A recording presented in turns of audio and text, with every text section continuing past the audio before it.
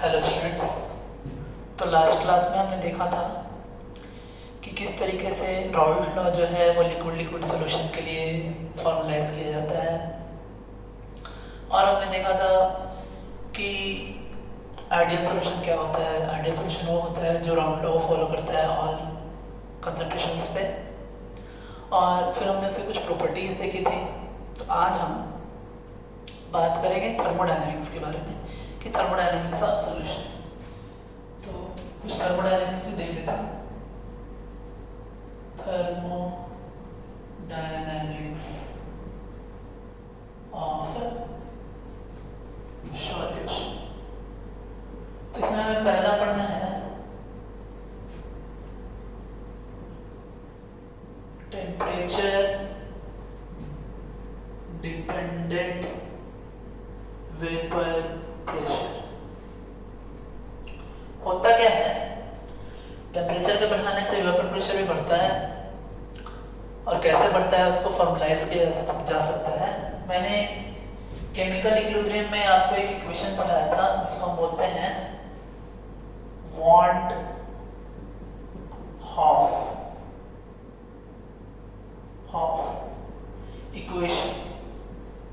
Want Hoff equation कहता है, इसका फॉर्मुलेशन हमने क्या किया था, देखिए कि ln K2 upon K1 is equals to delta H by R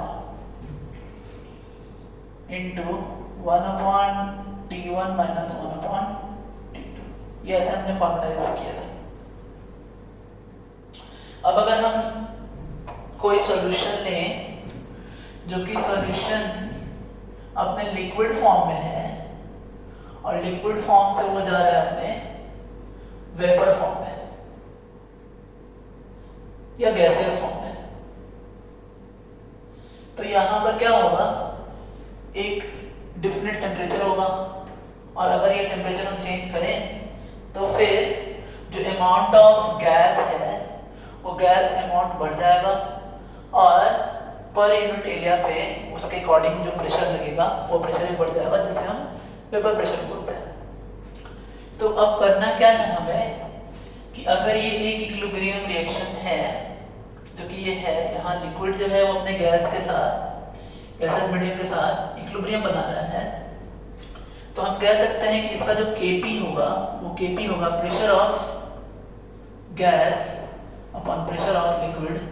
और हम जानते हैं कि लिक्विड पे जो प्रेशर का जो इफेक्ट होता है वो इनसिग्निफिकेंट होता है, तो हम कह सकते हैं कि Kp is equals to only for P gas. अब P गैस जो हमने लिया है इसको हम सिर्फ और सिर्फ Kp क्या कर सकते हैं, P लिख सकते हैं। P मतलब वेपर प्रेशर। अब ये जो वेपर प्रेशर है वो किस तरीके से इस पर डिपेंड करेगा, सो P is the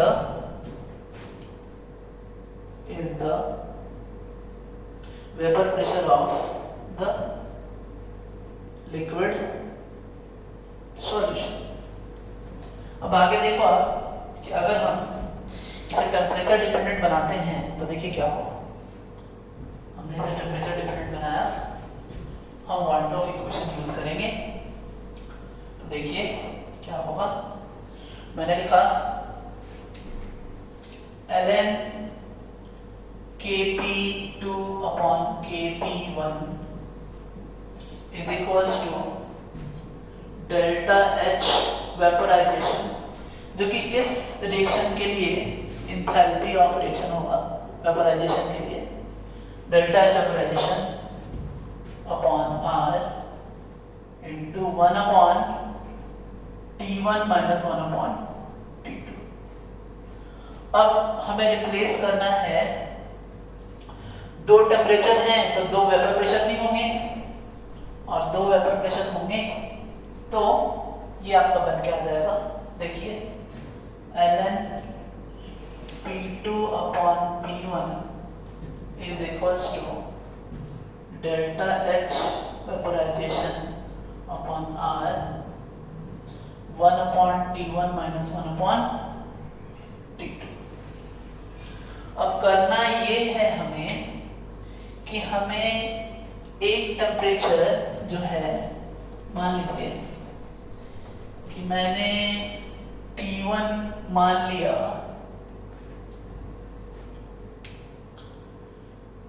T1 is equals to boiling point temperature. So जो P1 होगा वो ऑटोमेटिकली 1 atm के बराबर हो जाएगा। हमने बॉइलिंग पॉइंट का ये डेफिनेशन हमने देखा है कि वो टेम्परेचर जहाँ पे किसी लिक्विड का जो वेपर प्रेशर हो वो एटमॉस्फेरिक प्रेशर के बराबर होता है। पहले क्लास में मैंने आपको ये बताया था, जो सॉल्यूशन का पहला क्लास था। तो उस हिसाब से अगर हम यहाँ पुट करें तो ln P2/1 is equals to delta H by R into 1 by TB minus 1 by T2। अब ये P2 और T2 को हम ओमिट कर देते हैं, हटा देते हैं, क्योंकि T1 अब बचा नहीं है तो T2 नहीं रखेंगे, हम जनरल ले लेंगे। और जब हम जनरल लेंगे तो ये आपका हो जाएगा कुछ ऐसा कि ln P is equals to delta H by R 1/TB minus 1/T। ये जो वेपर प्रेशर है आपका, ये vapour pressure is temperature dependent. ये हमें दिख रहा है यहाँ से इस इक्वेशन से। तो इस इक्वेशन से हमें दिख रहा है ये, तो हम इस तरीके से अगर हमें बॉइलिंग पॉइंट और एक और कोई अननोन टेम्परेचर दिया रहे तो वहां पे हम उसका वेपर प्रेशर निकाल सकते हैं। अब आगे हमें एक और कैलकुलेशन करना है, और वो कैलकुलेशन करना है फ्री एनर्जी का। चूंकि हम थर्मोडायनेमिक्स ही पढ़ रहे हैं तो हम सॉल्यूशन के चेंज इन फ्री एनर्जी को कैलकुलेट करने की कोशिश करेंगे। यहाँ पे देखिए किस तरीके से। सो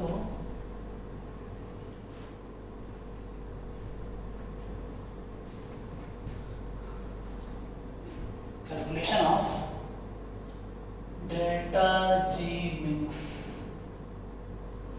मैं आपको थर्मोडायनेमिक्स में मैंने आपको एक ऐसा इक्वेशन और केमिकल इक्विलिब्रियम में भी मैंने आपको इक्वेशन लिखवाया है कि delta G is equals to delta G standard plus R T ln Q. और जो क्यू होता है वो क्यू होता है आपका रिएक्शन कोसेंट, और जो डेल्टा जी स्टैंडर्ड होता है वो आपका मतलब डेल्टा जी जो स्टैंडर्ड है वो actually standard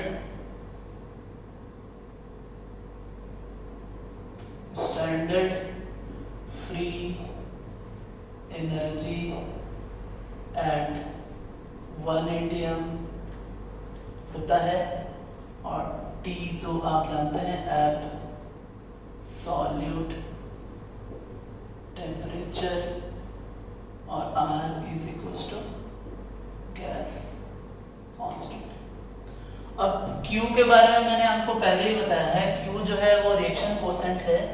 reaction quotient in terms of concentration भी होता है, reaction quotient in terms of pressure भी होता है, और reaction quotient in terms of mole fraction भी होता है। जब हम कंसंट्रेशन लिखते हैं तो उसको बोलते हैं QC, और जब हम उसे प्रेशर के टर्म लिखते हैं तो बोलते हैं QP, और जब हम उसे मोल फ्रैक्शन का टर्म लिखते हैं तो बोलते हैं QX। यहाँ हम QX यूज करने वाले हैं, है क्या? जैसे हमने सॉल्यूशन बनाया, हमने लिखा कि भाई n mole of A mixed with NB mole of B gives a solution। अब इसके लिए हमें डेल्टा G मिक्स कैलकुलेट करना है। तो डेल्टा G मिक्स कैलकुलेट करने के लिए हमें क्या करना पड़ेगा कि जो सॉल्यूशन का डेल्टा G है, मतलब delta G of solution minus, अब ये A प्योर फॉर्म में है, B प्योर फॉर्म में है, तो हम इसमें से माइनस करेंगे कि Na delta G standard of A plus NB delta G standard of B। जब प्योर फॉर्म में है तो उनका जो डेल्टा G होता है वो स्टैंडर्ड ही होता है। मिक्स होने के बाद वो चेंज हुआ है, तो जो सॉल्यूशन है, तो सॉल्यूशन में जो डेल्टा G A है फॉर सॉल्यूशन, इसको मैं ऐसे लिख दूं तो ज़्यादा बेटर आपको समझ में आएगा। सॉल्यूशन में कैसे चेंज हुआ है कि वो पहले तो था डेल्टा G स्टैंडर्ड ही, लेकिन प्लस RT ln XA हो गया, जो कि सेम मैंने फॉर्मूला यूज किया है, ये वाला फॉर्मूला देखो आप। ये डेल्टा G रिएक्शन है और रिएक्शन के लिए हम लिखते हैं delta G standard plus RT ln Q, और Q को मैंने मोल फ्रैक्शन के टर्म में लिखा है, तो उसी फॉर्मूले के हिसाब से delta solution GA is equal to delta G standard plus RT ln XA, और उसी तरह delta solution GB is equal to delta GB standard plus RT ln XB। लेकिन बात ऐसा है कि ये 1 मोल के लिए है और ये भी 1 मोल के लिए है, लेकिन mixing Na mole of A और Nb मोल ऑफ B के लिए हो रहा है। तो देखिए आगे क्या होगा, जब हम यहाँ पर सभी को पुट करेंगे, सभी चीजों को यहाँ पे रखेंगे, तो देखिए क्या होने वाला है। तो हम लिखेंगे यहाँ पर, देखिए सो Na into delta G standard A plus RT ln XA plus Nb into delta GB standard plus RT ln XB minus Na delta G standard A plus Nb delta GB standard. ये रहा आपका, ये जो expression है वो delta G mix का है। अब अगर हम सारे के सारे को सॉल्व करें तो हमें क्या दिखेगा, देखिए Na delta G standard A plus NaRT ln XA plus Nb delta GB standard plus Nb RT ln XB minus Na delta G standard A minus Nb delta G standard B। अब ये और ये cut जाएंगे, आप देख सकते हैं। बचा क्या, तो बच के आया NaRT ln XA plus Nb RT ln XB। ये रहा आपका। अब अगर हम इसको थोड़ा सा और सिंप्लीफाई करें, देखिए क्या होगा। हमने यहाँ कभी कभी क्वेश्चन में क्या करता है, क्वेश्चन में हमें डेल्टा G मिक्स पर मोल बोलता है निकालने को। तो डेल्टा G मिक्स पर मोल के लिए हमें क्या करना पड़ेगा, टोटल मोल ऑफ मिक्सिंग। सो यहाँ साइड में मैं आपको कहीं पे निकाल देता हूँ। So total mole of mixing जो है वो है Na प्लस Nb। तो जैसे उसने डेल्टा G मिक्स पर मोल अगर वो आपको बोलता है निकालने को, सिर्फ डेल्टा जी मिक्स बोलता है तो फॉर्मूला ये रहेगा आपका डेल्टा जी मिक्स का, ये है आपका फॉर्मूला। लेकिन अगर वो डेल्टा जी मिक्स पर मोल बोले तो उस केस में आपका क्या हो जाएगा कि ये जो हमारा फॉर्मूला है NaRT ln XA plus NbRT ln XB को हमें डिवाइड करना पड़ेगा 1/Na प्लस NB, तभी पर मोल आएगा ये। और फिर आपका एक नया फॉर्मूला क्या आ जाएगा, ये Na upon Na plus NB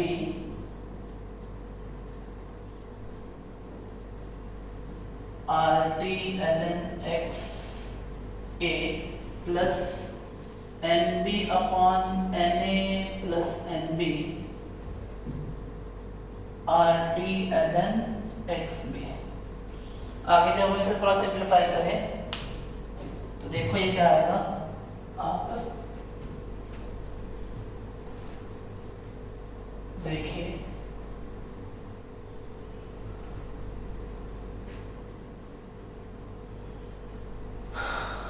ये आएगा इस XaRT ln XA plus XbRT ln XB, जो कि यहाँ डेल्टा जी मिक्स पर मोल है ये, और ये हमारा आपका एक्सप्रेशन आया। X से जो है वो क्या है, वो है mole fraction of A in solution, और XB भी जो है वो mole fraction of B in solution.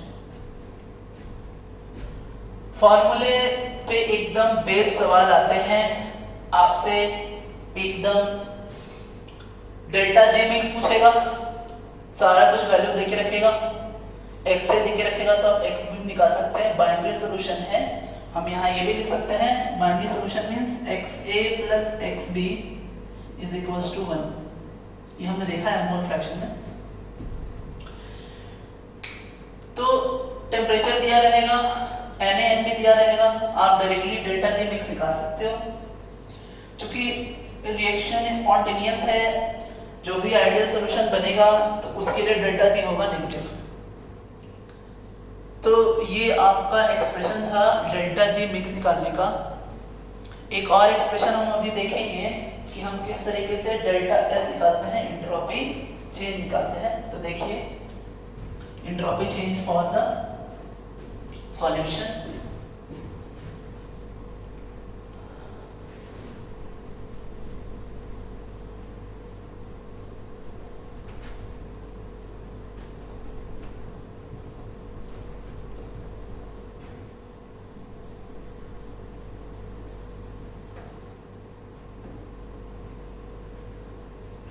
देखिए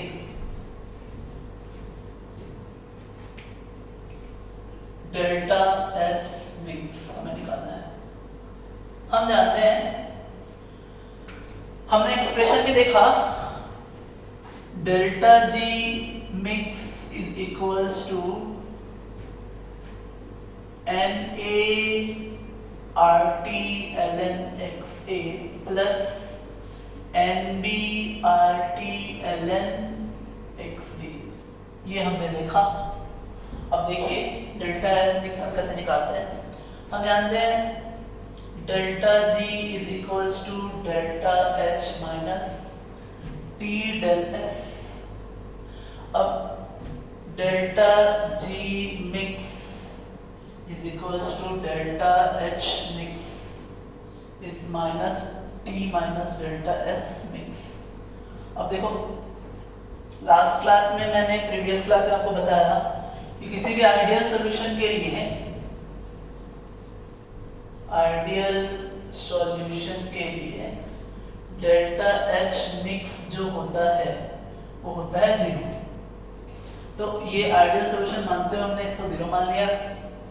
अब हम कहेंगे कि delta G mix is equals to minus T del S mix.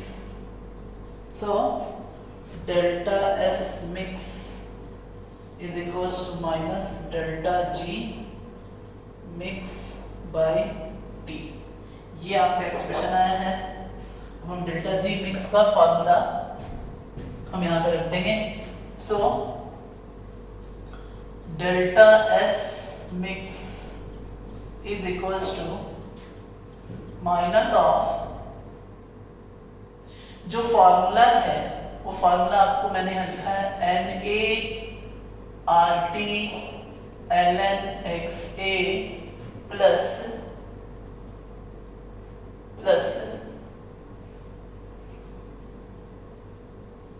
N B R T L N X B upon T.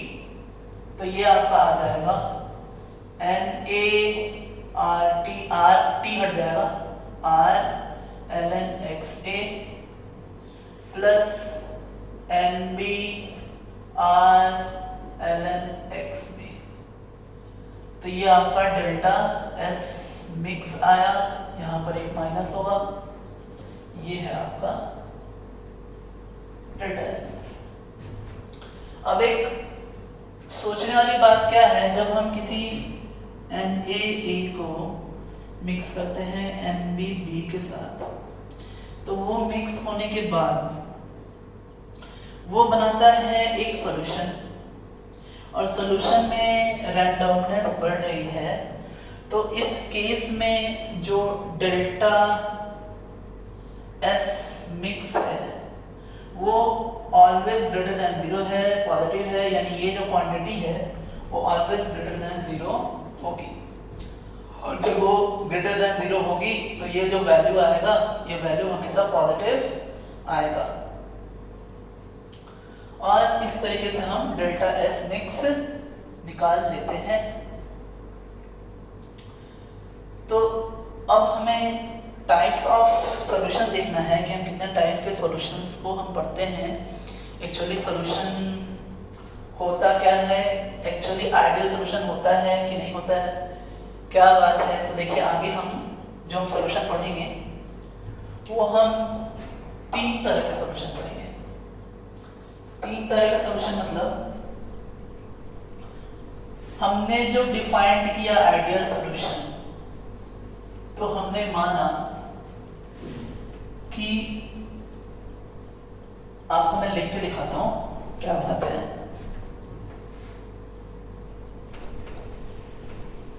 देखिए आप, देखिए आइडियल सॉल्यूशन में हमने बोला आइडियल सॉल्यूशन, हमने बोला interaction of A and interaction of B is equals to interaction between A and B। कहने का मतलब ओवरऑल जो यहाँ पर आपके जो फोर्सेस हैं, जो इंटरैक्टिव फोर्सेस हैं, वो फोर्सेस बराबर है। तो कोई भी फोर्स नहीं लग रहा है, ना अट्रैक्टिव फोर्सेस लग रहे हैं, ना ही कोई रिपल्सिव फोर्सेस लग रहा है। और ऐसा सॉल्यूशन को हम बोलते हैं आइडियल सॉल्यूशन। आइडियल सॉल्यूशन का जो कंसेप्ट है वो बुक कीपिंग कंसेप्ट है। आइडियल सॉल्यूशन ऐसा कुछ होता नहीं, जैसे आइडियल गैस होता है। कुछ ऐसे सर्कमस्टेंसेस हैं जहाँ पे रियल सॉल्यूशन जो है वो आइडियल सॉल्यूशन की तरह बिहेव करता है। तो अब हम वो तीन टाइप के सॉल्यूशन को हम पढ़ेंगे और हम देखेंगे कि एक्चुअली रियल सॉल्यूशन होता कितने तरह का है। तो देखिए तीन तरह के सॉल्यूशन क्या क्या हैं, आइए।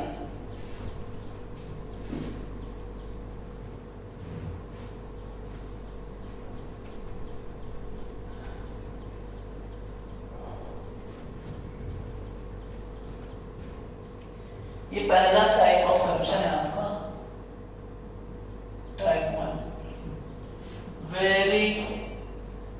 स्मॉल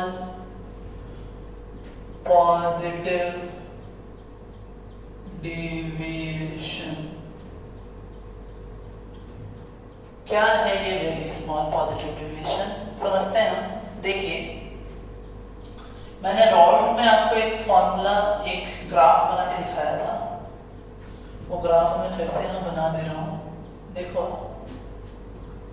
अब क्या है, यहाँ पे मैंने a लिया था, ये x a इक्वल्स टू 1 माना था, यहाँ x a इक्वल्स टू 0 माना था, इस जगह पर x b को 0 और यहाँ x b को 1। उस स्टेज में यहाँ पर ये आपका आया था, ये था आपका PA स्टैंडर्ड और यहाँ पे मैंने माना था PB स्टैंडर्ड। मैंने ये भी बोला था कि A is more volatile than B। अब देखो, जब A प्योर है, A जब प्योर है तो उसका वेपर प्रेशर जो होगा वो प्योर वेपर प्रेशर होगा, जो प्योर फॉर्म में होगा। पूरा ये A में कुछ मिक्स नहीं है, लेकिन A जब है ही नहीं तो उसका वेपर प्रेशर 0 होगा। और फिर ये दोनों इस तरीके से यहाँ आएंगे। फिर B जब प्योर है तो उसका ये प्योर वेपर प्रेशर होगा और इस तरीके से ये दोनों भी आएंगे ऐसे। तो ये जो लाइन है, ये लाइन है आपका A के वेपर प्रेशर का और ये जो लाइन है वेरिएशन ऑफ B के वेपर प्रेशर का। अब इसको हमने क्या किया, इसको हमने ये से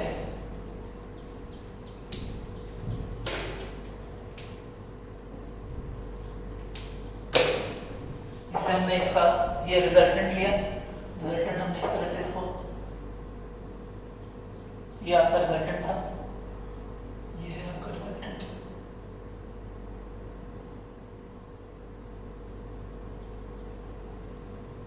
ये सॉलिड लाइन आपका रिजल्टेंट है। अब अगर आप मान लो कि किसी कंडीशन में A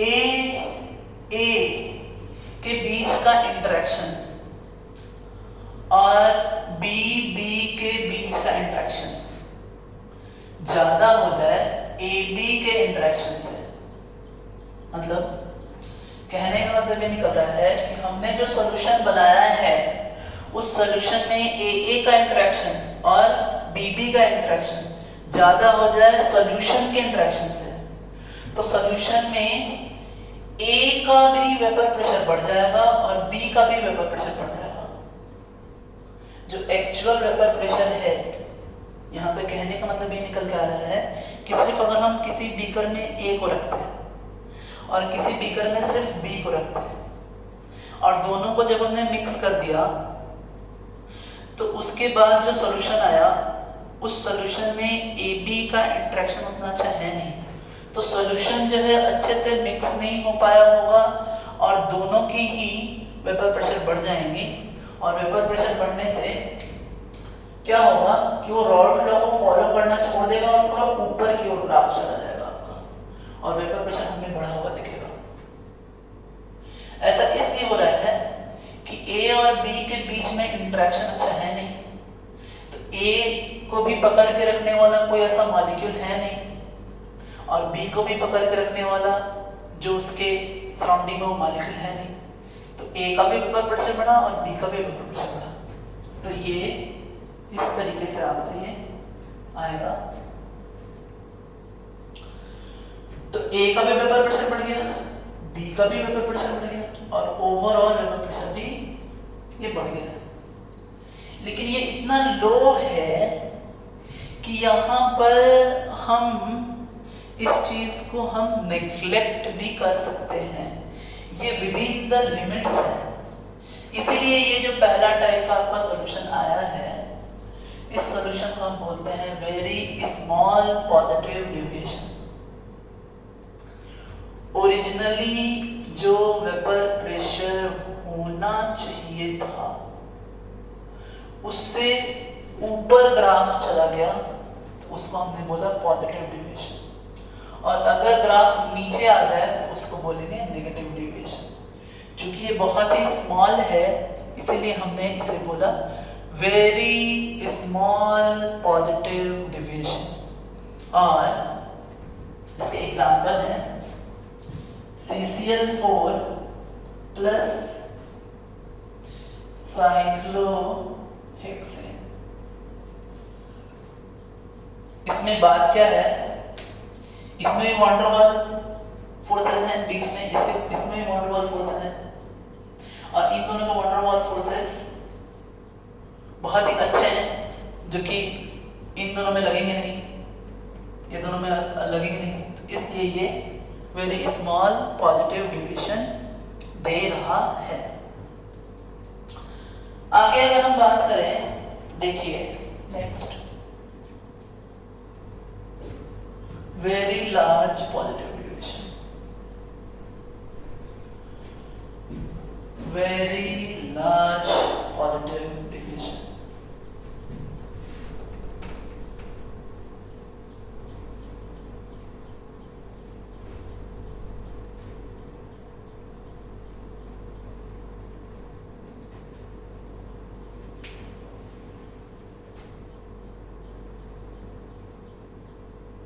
पॉजिटिव डिविएशन, इसमें क्या होगा, ग्राफ समझते हैं। पॉजिटिव है, राउल्ट के ग्राफ से ऊपर ग्राफ जाएगा, देखिए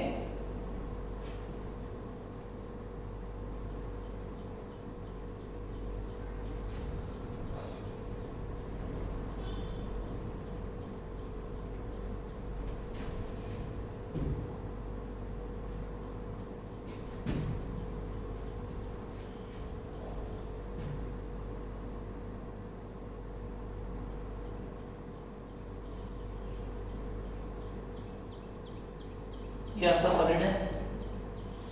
अब यहाँ जो डिविएशन होगा बहुत हाई डिविएशन होगा, इसमें भी बहुत हाई डिविएशन होंगे और इसमें बहुत ही हाई डिविएशन होगा।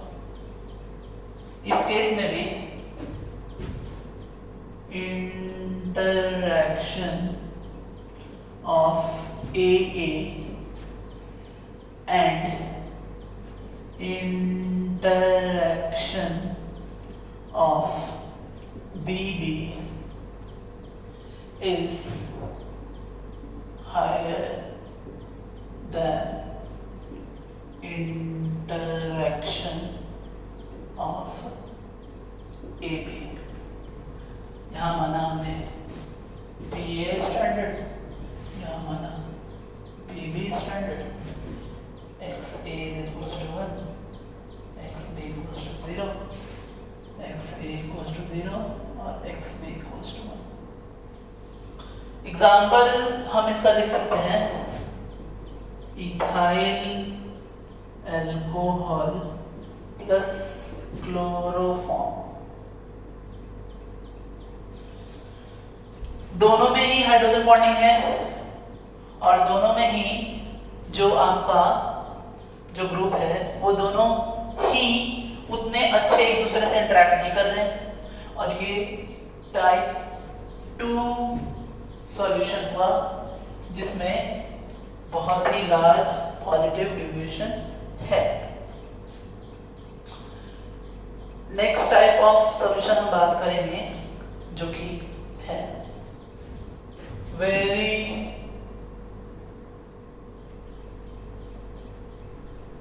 Large negative deviation, type 3। देखिए इसमें क्या है, सब कुछ वही रहेगा यहाँ पे, और इस केस में जो आपका सॉल्यूशन है वहां पर AB और BB का जो इंटरेक्शन है, पूरा ही मैं हटाता हूँ, फिर से बना दूंगा आपके लिए।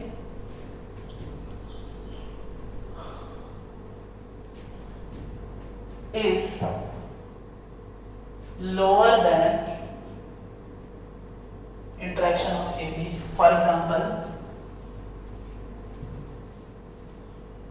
water plus H2SO4. देखिए क्या है, किस तरीके से होगा ये नेगेटिव डेविएशन।